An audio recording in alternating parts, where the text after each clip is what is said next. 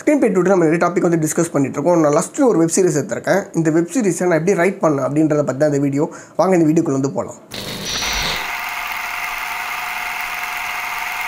முதல்ல நான் ஒரு வெப் சீரிஸ் பண்ணணும்னு நினச்சிட்டேன். என்னோட கம்ஃபர்ட் ஜோன் இருக்குது. நான் வந்து என்னோடய ஃபிலிமில் சிகரெட் பிடிக்கக்கூடாது, பேட் வேர்ட்ஸ் யூஸ் பண்ணக்கூடாது அப்படின்ற சில சர்டன் ரூல்ஸ் வந்து நான் வச்சுருந்தேன். ஸோ என்னோடய கம்ஃபர்ட் ஜோன் இருக்குது பார்த்தீங்களா, அதை ஒரு கட்டத்தில் எனக்கு பிரேக் பண்ணணும்னு தோணுச்சு. அதனால் நான் ஸ்கிரிப்ட் வந்து ரைட் பண்ணிட்டேன். சரி, முதல்ல இதை எப்படி நான் ரைட் பண்ணேன் அப்படின்ற கான்செப்ட் வந்து பார்த்துடலாம். இதை நான் ரைட் பண்ணிட்டேன். என்ன கான்செப்டில் ரைட் பண்ணேன்னா, முதல்ல நான் சில ஆர்டிகல்ஸ் படிக்கும்போது பைசெக்சுவலாக இருக்கவங்க சில வாக்குமூலம் மாதிரி கொடுத்துருந்தாங்க. அவங்க அந்த பைசெக்சுவலேருந்து வெளியே வரத்துக்கு, பைசெக்சுவல்ன்றது ஆண் கூனியும் இருப்பாங்க, பெண் கூனியும் இருப்பாங்க, இதுலேருந்து வெளியே வரத்துக்கு அவங்க சில வாக்குமூலம்லாம் கொடுத்துருந்தாங்க.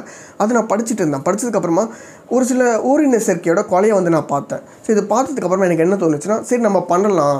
இப்போ நான் நிறையா ஆணவ கொலை கூட பார்த்துருக்கேன். ஆணும் பெண்ணும் கல்யாணம் பண்ணிக்கிறாங்க, அதுக்கப்புறம் கொலை பண்ணிக்கிறாங்க. இதெல்லாம் நான் பார்த்துருக்கேன். இதெல்லாம் ஆக்சுவலாக நிறைய நடக்குது, நிறைய இருக்குது. நம்ம கொஞ்சம் டிஃப்ரெண்ட்டாக இண்டிவிஜுவலாக பண்ணுவோமே, நம்ம ஒரு கம்ஃபர்ட் ஜோனில் இருக்கும், அந்த கம்ஃபர்ட் ஜோன்லேருந்து வெளியே பண்ணணுன்றது தான் என்னோடய கான்செப்ட்டு. ஸோ அதனால் நான் என்ன பண்ணேன்னா, ஃபஸ்ட்டு ஒரு 2 கேரக்டர், 2 பேரும் வந்து கேவாக இருக்காங்க அப்படின்ற கான்செப்ட்டில் வந்து எழுத ஆரம்பிச்சிட்டேன். இப்போ ஒரு சேர்க்கையில் 2 பேரே வந்து ஒரு ஆள் வந்து கொலை பண்ணி இறந்துடுறாங்க அப்படின்ற நியூஸ்லாம் நான் படித்தாச்சு.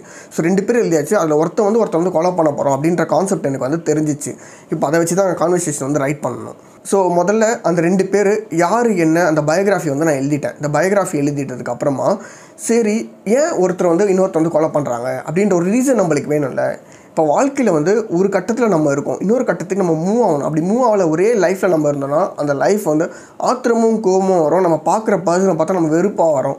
ஸோ இப்படின்றது பேசிக்கான ஒரு கான்செப்ட் தான். நீங்கள் ஒரு ஃபிலிம் எடுக்கிறேன்னு சொல்லிகிட்டே இருந்தீங்கன்னு வச்சுக்கோங்க, ஒரு கட்டத்தில் ஃபிலிமே நீங்கள் வெறுத்து போயிடுவீங்க. நீங்கள் ஃபிலிம் எடுத்துகிட்டே இருந்தால் தான் ஃபிலிம் மேலே வந்து உங்களுக்கு இன்ட்ரெஸ்ட் வரும். நீங்கள் எடுக்க தான் ஃபிலிம் உங்களுக்கு இன்ட்ரெஸ்ட் வரும். அடுத்தடுத்த லெவலுக்கு நீங்கள் போவீங்க. வாயிலே வடை சுட்டுகிட்டே இருந்தீங்கன்னா உங்களுக்கு வந்து கோவம் வர ஆரம்பிச்சிடும், ஃபிலிம் மேலே வெறுப்பு வந்துடும். ஸோ அதனால் ஒரே பிளேஸில் இருந்தால் உங்களுக்கு வந்து வெறுப்பும் ஆத்திரமும் வரும். அப்படி 2 பேர் இருக்காங்க. அதில் ஒரு பர்சன் வந்து ஒரே பிளேஸில் வந்து இருக்கிறத அவர் உணர்றாரு. அவர் குழந்தை குட்டின்னு வாழணும்னு நினைக்கிறாரு. அவரோட வந்து வாழ முடியல. எதுக்காகனா அவர் ஒரு உடல் உறவு பண்ணுறது ஒரு ஆண் கூட, அந்த ஆணால் குழந்தைலாம் பெற்றுக்க முடியாதுல்ல.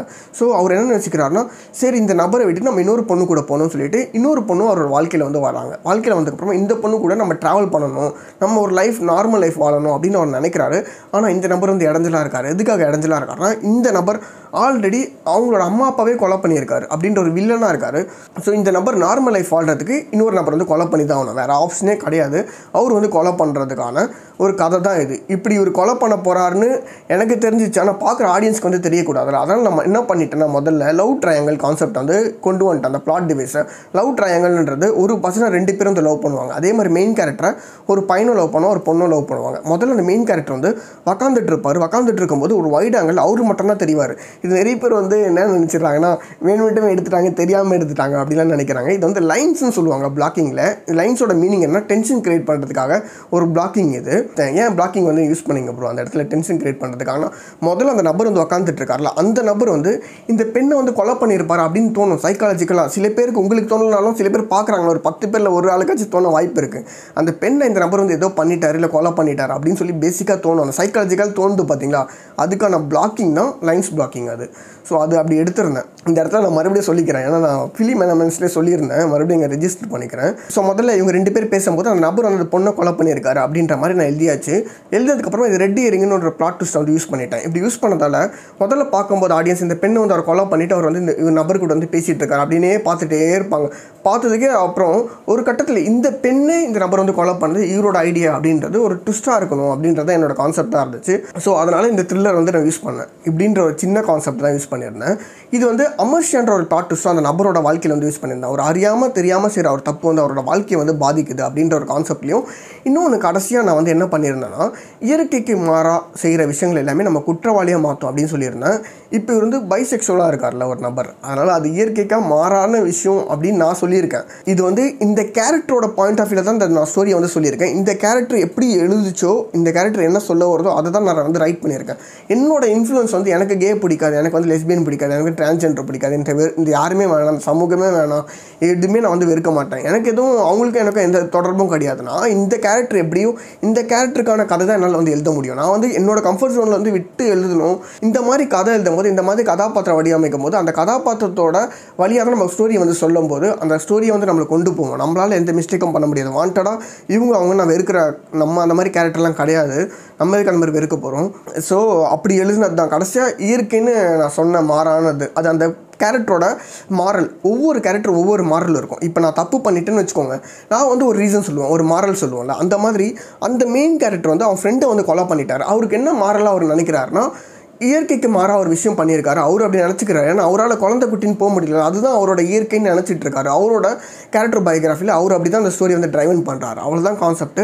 நான் வந்து யாரையும் தாக்கணும், இந்த கம்யூனிட்டி வந்து தாக்கணும் அப்படின்ற கான்செப்ட்லாம் நம்மளுக்கு கிடையாது.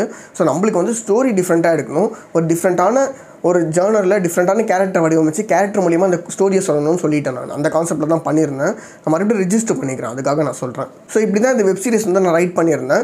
இந்த வெப் சீரிஸ் நான் ரைட் பண்ணுறதுக்கு எனக்கு பட்ஜெட் வந்து ரொம்ப கம்மியாக இருந்துச்சு. ஏன்னா நான் வந்து இன்வெஸ்ட் பண்ணுறேன். இதுக்கு முன்னாடி நான் எடுத்தது எல்லாமே சுரேஷ் பாபு அவர் கொஞ்சம் அமௌண்ட் கொடுப்பாரு, க்ரௌட் ஃபண்டிங்கில் வரும், அப்படி வச்சு தான் நான் எடுத்திருந்தேன். இது மொத்தமாக நான் இன்வெஸ்ட் பண்ணுறேன், என்னோட சேனலுக்கு வந்து நான் போடுறேன்னும் போது ஸோ 2200 வந்து பட்ஜெட் ஆச்சு. ஸோ மினிமம் பட்ஜெட்டில் என்னால் என்ன பண்ண முடியுமோ ஒரு கான்வர்சேஷனை வச்சு தான் நான் வந்து எடுத்தேன். ஸோ சிம்பிள் கான்செப்ட் தான். 2 பேர் வந்து ஒன்றா இருந்திருக்காங்க. ஒருத்தர் நபர் வந்து அடுத்தடுத்த வாழ்க்கைக்கு வந்து மூவ் ஆகணும்னு நினைக்கிறாரு. அதுக்கு ஒரு நபர் வந்து இடைஞ்சலாக இருக்கார். அதனால் அந்த நபரை வந்து அவர் இப்போ வாழ்க்கை துணையாக தேர்ந்தெடுக்க அந்த நபரோட இவர் வந்து கொலை பண்ணுறாரு. கொலை பண்ணுறதுக்கான ரீசனாக அவர் சொல்கிறாரு. அவர் அடுத்த லைஃப் வந்து மூவ் ஆகி போயிட்டுருக்காரு. அவரோட பாயிண்டில் வந்து அவரோடக்கு தேவைப்படுற அந்த மாரல் வந்து அவர் சொல்லிவிட்டு அந்த கதை வந்து முடியுது. அவ்வளோதான், சும்மா சிம்பிள் கான்செப்ட் தான்.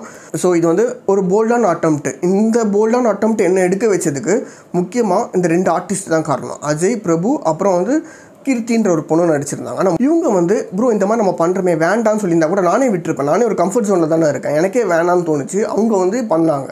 ஸோ அவங்களால என்ன சேஞ்சஸும் பண்ணலாங்க ஒரு ஸ்கிரிப்டில். ப்ரோ இதை மாற்றிக்கலாம், அதை மாற்றிக்கலாம், எதுவுமே கிடையாது, இது வேண்டாம் ப்ரோ, அது வேண்டாம் ப்ரோன்னு. ஸோ இது என்னால் எடுத்து முடிஞ்சு ஓரளவுக்கு இது வியூஸ் போனதுக்கு முக்கியமான காரணம் அஜய், பிரபுன்ற இந்த ஆர்டிஸ்ட் தான். இந்த ஆர்டிஸ்ட் இருந்ததால் தான் என்னால் ஃபார்வர்டில் வந்து பண்ண முடிஞ்சது. இவங்க வேண்டாம்னு சொல்லி தான் என்னால் பண்ணியிருக்க முடியாது. ஸோ இந்த ஆர்டிஸ்ட்டும் ஒரு முக்கியமான காரணம் இது வெளியே வந்ததுக்கு. நான் ரைட் பண்ணது இவ்வளோ தான், ரொம்ப சிம்பிள் கான்செப்ட் வந்து ரைட் பண்ணிட்டேன். நான் ஆர்டிஸ்ட்டோட வேல்யூ வந்து ரிஜிஸ்டர் பண்ணிடுறேன் இந்த இடத்துல, அதுக்காக சொன்னேன். ஸோ ரைட் பண்ணால் மட்டும் போதாது, அதை விஷுவலாக கொண்டு வரதுக்கு ஆர்டிஸ்ட்டோட உதவி வந்து வேணும். இது வந்து ஒரு டீம் ஒர்க். முக்கால்வாசி அவங்க எனக்கு சப்போர்ட் பண்ணதால நான் அவங்களுக்கு சப்போர்ட் பண்ணுறதால 2மே டீம் ஒர்க்காக வந்து அமைஞ்சு இந்த வெப் சீரிஸ் வந்து வெளியே வந்தது. ஸோ இந்த வெப் சீரிஸ் ஓரியன்டாக நிறைய வீடியோஸ் வந்து போட்டிருக்கேன். அது எல்லாமே பாருங்கள். பார்த்தீங்கன்னா உங்களுக்கு ரொம்ப யூஸ்ஃபுல்லாக இருக்கும் நீங்கள் வெப் சீரிஸ் பண்ணுறதுக்கு. வேற ஒரு டாப்பிக் வந்து நம்ம பார்க்கலாம். நன்றி, வணக்கம்.